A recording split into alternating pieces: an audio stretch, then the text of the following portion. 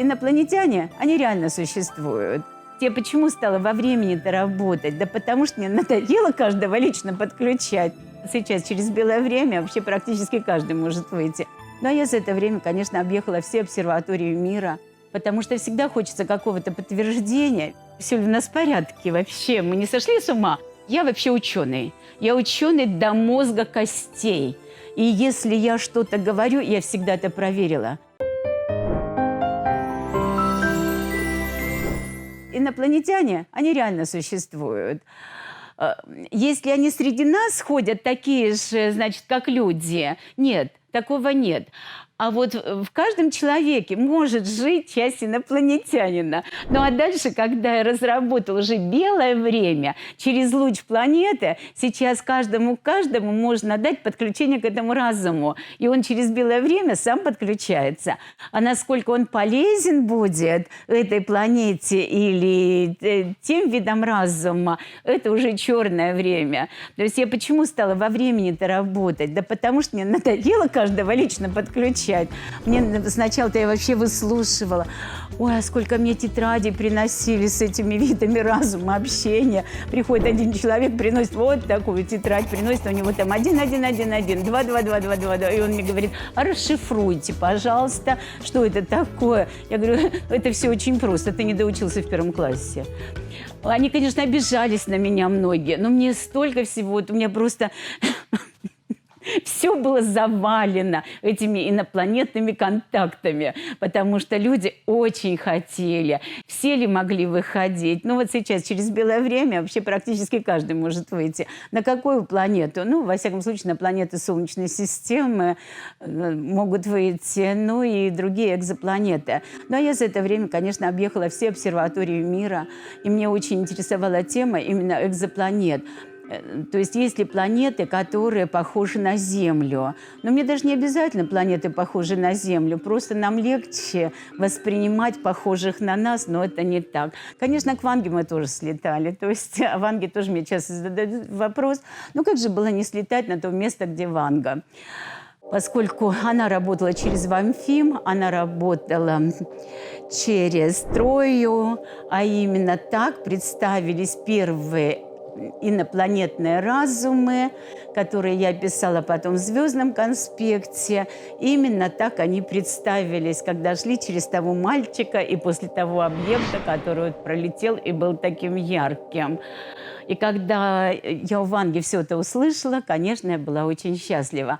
Потому что всегда хочется какого-то подтверждения. Ведь когда мы начинаем работать с инопланетным разумом, всегда вот есть такое опасение, а все ли у нас в порядке вообще? Мы не сошли с ума? Или это реальность? Так вот, я вообще ученый. Я ученый до мозга костей. И если я что-то говорю, я всегда это проверила. Мне нужны подтверждения. Какой бы ты инопланетный разум ко мне не обращался, я его проверяю массой вопросов. Я никогда не беру ничего сразу на веру, а всегда все проверяю. И поэтому мне было очень важно, что та же Ванга, значит, на кусочек сахара записывала, давала поспать на кусочки сахара. Это тоже совершенно понятно, потому что сахар, он связан с мозгом. И еще то, что у ней было деревце маленькое, такой горшочек стоял, и она тоже с этим работала.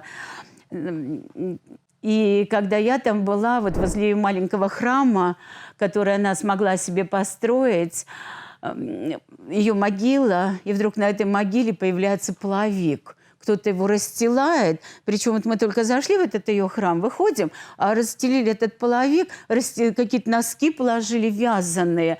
Я думаю, так, стоп, очень интересно, по знакам очень интересно. Если половик расстелили, значит, кармическая энергия, значит, работа была по карме, значит, что-то надо тут вот еще в этой карме добрать. И если еще носки дали, то надо капли времени и пыль времени вместе соединить. Что мы и сделали? Сделали сразу коррекцию, сделали переизлучение, и потом получили еще больше доступ к различным видам разума. Ну, как-то так. Как-то так. То есть, ну, что можно сказать? С инопланетянами я всегда. В любой момент, когда мне хочется, У меня очень много написано об этом. У меня есть ритмы. Придите к нам в виде удобном вам.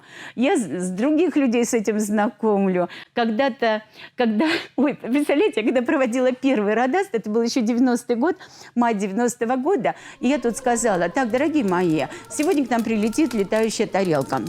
Неопознанный летающий объект. Мы сейчас разжигаем костер здесь, мы танцуем, поем, объект прилетит. И вот тут началось, потому что мы что-то танцевали, пели, объект так и не прилетел. Ну все, такое было разочарование.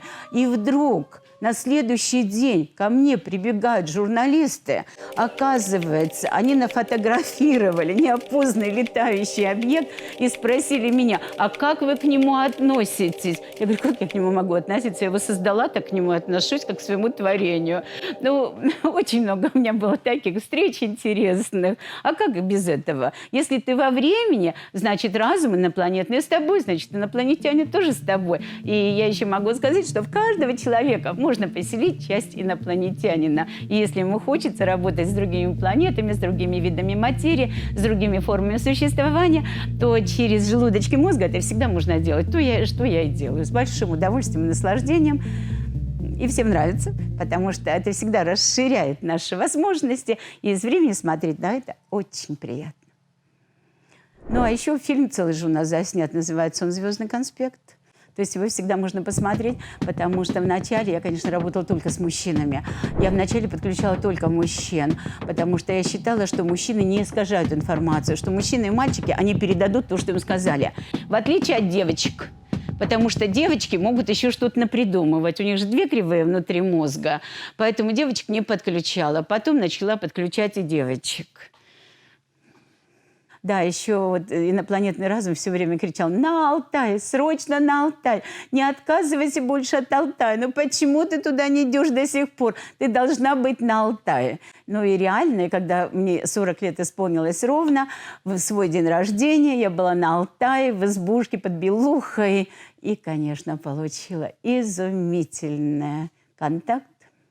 Но об этом я вам с удовольствием расскажу.